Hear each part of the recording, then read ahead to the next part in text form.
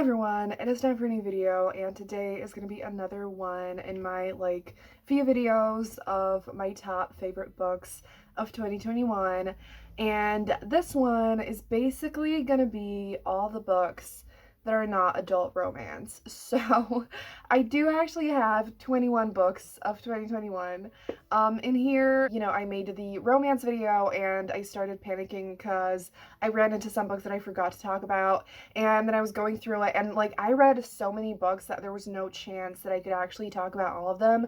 And it's also extremely weird because there are some books that I read in 2021 that I was convinced I read before that. But just time is fake. Everything is fucking weird. Either way, I have 21, if I counted correctly, which probably maybe I didn't, books to talk to you about that I absolutely loved last year. It's in no particular order, really. It's just kind of I went through my Goodreads and it's kind of slightly in reading order. So along with the adult romance video that I made already and posted, I'm gonna link it down below if you want to see that. I also made a video where I talked about physical books that I loved in 2021, and so I forgot about multiple physical books that I'm going to start with right now. And so the first one I have here is Girl Serpentthorne by Melissa Bashardoust. This is the book that I literally noticed it on Goodreads, and I had a moment when I was like, how is this possible? So I apparently read this at the beginning of 2021, and I loved this book a lot. And this is a YA fantasy. It is queer. I am not gonna say in what way. When I read it, I really enjoyed discovering what happens and the plot on my own. And so I really think it's best if you go into this book not really knowing much about it and just let it surprise you, because I really loved being surprised. It is a Persian-inspired fantasy book where the main character basically can't really touch people because her touch is poisonous, and so she kind of goes on a journey of trying to change that. There's a small romance plot in here that I absolutely loved, and it was just such a fun, fast-paced fantasy. I flew through it. I loved the magic. I loved the main character. I just really enjoyed this, and I think it's a really wonderful standalone. And I'm definitely learning that standalone fantasy with amazing romance is my favorite kind of fantasy, or with found family, or a strong friendship. I love all of those. And so that's, I think, all that I'm gonna say about this. I really recommend it, and yeah. The next book that I have here is Honey and Issues Guide to Fake Dating by Adiba Jaigirdar. So this is a YA contemporary, and it is sapphic, and it has fake dating in it. One of the main characters is Muslim and bisexual, and she basically comes out to her friends, and they don't really believe that she's bisexual. And then she decides to have this fake dating deal with Issue, and I just loved the two of them, and it was so fun, and it explores the theme of toxic friendships and so many different things, and it's just such a wonderful romance. Both the main characters are also Bengali. I really, really recommend this. Then I have The Girl from the Sea by Molly Knox, author tag. I absolutely adored this book. I read this in a super fun vlog that I enjoyed making so much, and I'm gonna link that down below if you want to see that. But it is basically a graphic novel that has absolutely stunning art, and it's also sapphic, and it is about this human girl and this mermaid that she runs into, and the two of them develop a friendship, and it grows into more, and it's just such a beautiful story, and it kind of is bittersweet, but it is just absolutely wonderful. It touched my heart so deeply, and I loved it so much, and I absolutely love Molly Knox Ostertag, and I can't wait for all the books that she puts out. Then I have Blackbird by Sam Humphries, Jen Bartle, Paul Rainwand, Triona Farrell, Jodie Wine, and Dylan Todd, and Jim Gibbons. This is a comic that I absolutely fell in love with, and I'm completely heartbroken because I think that there aren't any other volumes, and it doesn't seem like there are going to be any other volumes, and I'm so sad because I loved this so much. And I don't even know how to describe it. It's basically an urban fantasy. The art in this is one of my absolute favorite art styles that I've ever seen. And like the color scheme is like so bright and vivid, and I loved the characters in this so much. I loved the magic. It was really like action packed, and there was a lot happening, which you might know I don't normally love, but the characters were just so strong that I was so invested in the whole thing, and I flew through it. And I'm definitely going to be rereading it, but I'm still like absolutely devastated that I'm probably not going to get another volume because this was so good. And now that I think about it, actually, I'm pretty sure that I have to include this as well. That is Heartstopper Volume 4 by Alice Oseman. Once again, I feel like I read this so long ago, but I'm pretty sure this came out last year, and I read it for the first time last year, and I reread the 3 volumes before it, and I just adore this series, and it's actually like one of my favorite graphic novel series. And I mean, this volume was absolutely incredible. I think that this was my second favorite. My favorite remains the second volume, but this series is just like the most wholesome, adorable series that also deals with a lot of really heavy things. So do check out the trigger warnings, and I'm pretty sure they're actually written at the beginning of the book, which I thought was super cool. Yes, they are. I just love this series so much. It seriously is just so sweet and beautiful and uplifting, and there's a lot of queer representation in like a lot of ways, and it is just wonderful. I love it. And the last volume should be coming out this year, I think. And I'm heartbroken that the series is going to end, but I'm forever going to cherish it, and it's so close to my heart. And I really recommend this whole series if you haven't read it yet. The next book that I have here is Tell Me How You Really Feel by Amina May Safi. I absolutely loved this. This is another YA contemporary that is sapphic. A big part of this book is like film. The 2 main characters basically have like a hate to love or like dislike to love situation, and they have to work on a film together. And it is just so fun, and the queer rep in here is super casual, and I just like fell in love with it, and I read it so quickly. Then I have The Library of the Unwritten by A.J. Hackwith, and I just absolutely fucking adored this. This is an adult fantasy that has incredible found family, amazing magic, and it is just absolutely incredible. And it's basically about this library in hell that and the main character's job is to hunt down characters who escape from unwritten stories, and that's just kind of where it all begins. There's also casual queer rep in here, and the found family is just so strong. And again, like, if a fantasy book has super strong characters and relationships of any kind, I love it. Like, that is the fantasy that works for me. I adored this, and I need to read the rest of the series super soon, and like, this was just absolutely incredible, and I need everyone to read it. Then I have Far From the Tree by Robin Benway. So this is yet another YA contemporary, and I don't even know how to describe this book, but it is about basically like 3 siblings who were like separated from each other in different ways that I'm not going to get into right now, but they just basically kind of like all get together.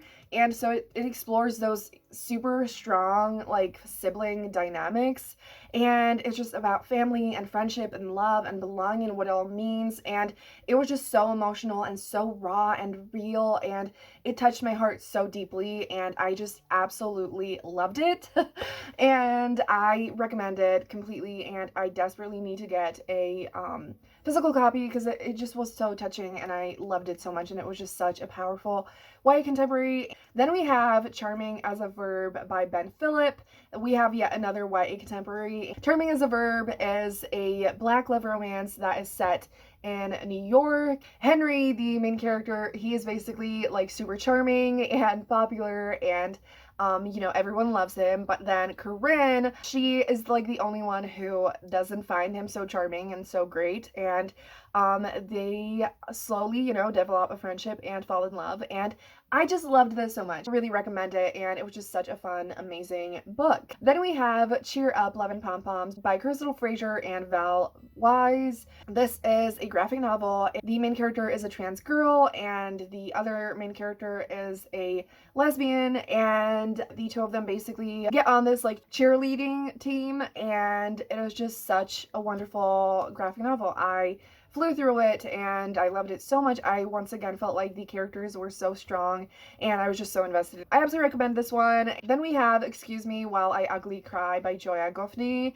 This was such a wonderful surprise because I basically got an arc of this book on like Read Now on NetGalley. Sometimes books have an option that you can just save the arc no matter, like, without having to request it. And so I read it early and I actually listened to it on audio. So it was like an audio arc. I didn't have any expectations. You know, like, no one like talked about it before I read it. I didn't know anything about it, but I absolutely loved it. It was just another wonderful like YA temporary rom-com that was just so much fun. And it's basically about our main character who keeps this journal where she writes a lot of, you know, like personal things, and the journal gets lost and she ends up asking this guy to help her figure out who has it, because it seems like he is the one who kind of stole it. And so they work together and fall in love, and I just absolutely loved it. And I haven't heard that many people talk about it, and I think that everyone should pick it up and check it out and read it. And yeah.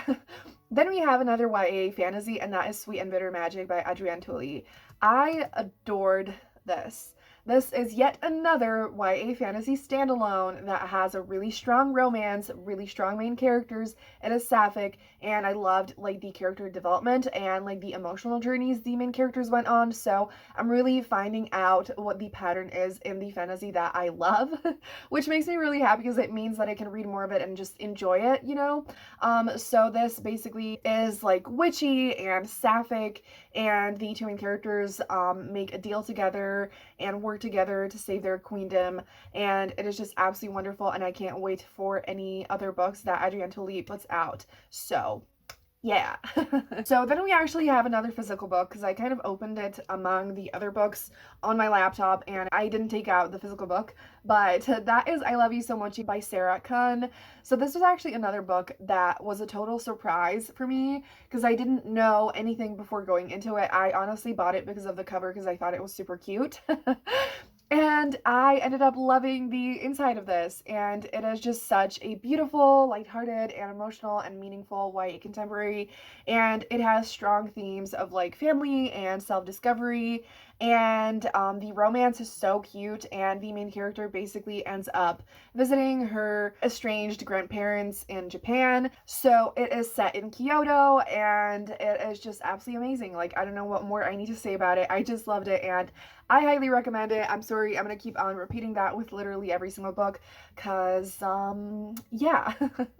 So then we have In the Ravenous Dark by A.M. Strickland, and this one is once again a YA fantasy that absolutely worked for me, and we have a pansexual main character who is a mage, and she basically has to hide her power, because if she didn't, then she would kind of like have to work for like the crown, and she ends up teaming up with an undead spirit, and then there's this like rebellion among the living and the dead, and it is just such a wonderful fantasy book. It kind of has like a bit of a complicated but slight like polyamorous romance and queer main characters, and I just loved the magic in this. It was once again just such a fast-paced, super fun fantasy with wonderful main characters, and I can't wait to read other books by A.M. Strickland because I just absolutely loved this, and I'm so happy that I ended up picking it up. The next book is The Tea Dragon Society by Kate O'Neill. So for this, I'm including all three of the books in this series.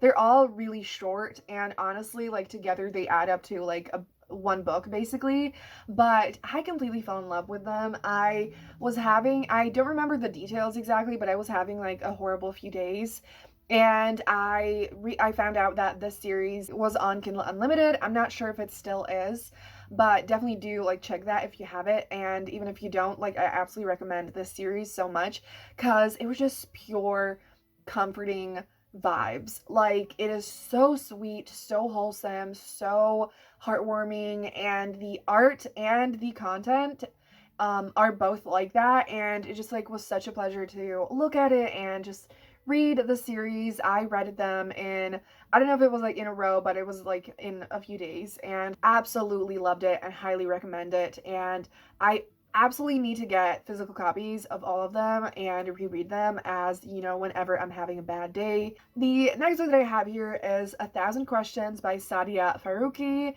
So this is a middle grade book, that is contemporary, and it is about two Pakistani girls, and one of them is Pakistani American and the other one is Pakistani and lives in Pakistan.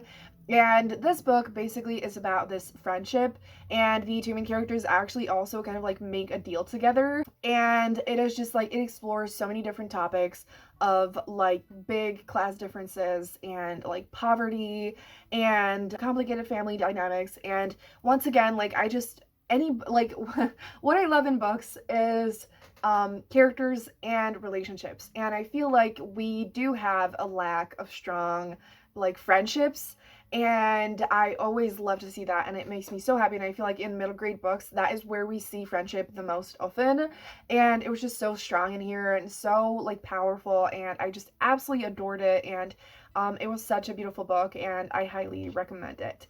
The next book that I have here is Punderworld by Linda Sayich. I'm sorry if I said it wrong. So this I found on Scribd completely randomly, and it is a Hades and Persephone retelling, and it is so soft. Like, it is such a sweet, beautiful, magical little book, and like I need the next volume immediately. It like I just fell in love. The art in here is stunning, and the vibes are just pure magic, and there's nothing like horrible happening. And Hades in this, I feel like Hades is such an interesting character. Like Persephone, like I love her, and I feel like she usually has a similar personality, but Hades is super interesting in that like he shifts a little bit. That like sometimes he is kind of rougher around the edges, or like soft deep down, but in here he had that personality that is super soft. He was gone for Persephone, and it was just so beautiful and so lovely. And I also need to get a copy of this so I can read it again.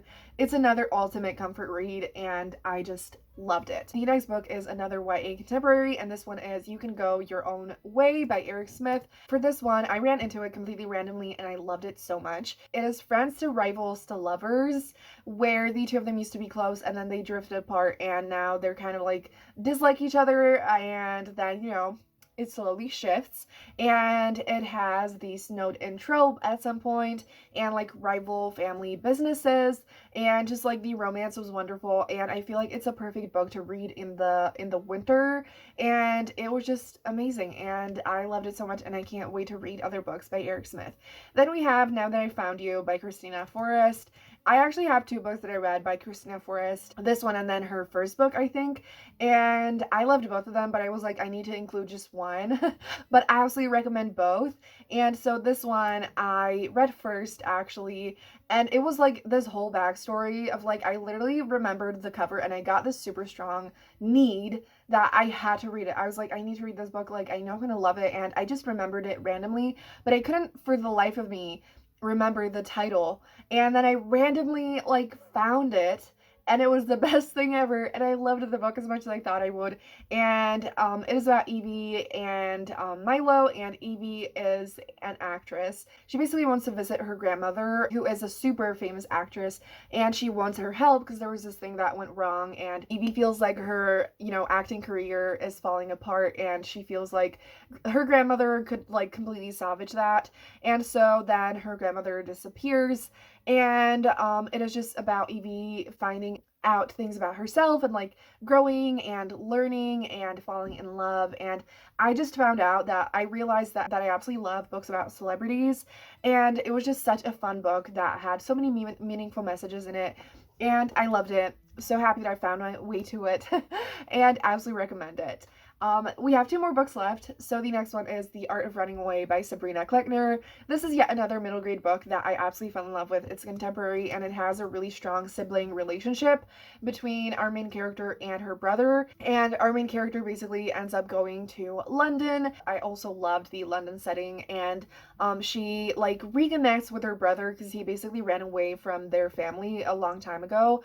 And it is just such a beautiful book with such a strong sibling dynamic. dynamic and amazing main characters, and just like the journey that they go on like emotionally was just so amazing, and it was just so good. And last but not least is another book that I forgot to take down from my shelves. And that is The Astonishing Color of After by Emily X. Pan. This is another book that I can't believe I read last year, and that's why I kind of forgot about it to include it in the physical books video. This is a really emotional story that deals with a lot of painful things, and it is the kind of book where it's like contemporary but with some magical elements in it, and it is just such a beautiful, raw, heartbreaking story that is also just really hopeful, and it also explores family dynamics and just so many important things, and it was just such a powerful book, and I loved it so much. And I need to check if Emily X. Pan has any other books out. I absolutely recommend this book. Do check out the trigger warnings though, and it just like took over my heart once again, and it touched me so deeply, and it was just such a strong, amazing book. And so with that, I'm wrapping up this video. I feel like I actually managed to talk decently quickly enough, and let me know what your favorite books of last year were, and yeah. So if you made it this far in the video, leave a painting emoji down below, like either a brush or like the color palette or anything like that. And thank you so much for watching. Have a great day, and stay tuned for one more video where I talk about romance novellas that I loved in 2021. And yeah, so thank you so much for watching. Have a great day, and I will see you soon in another video. Bye!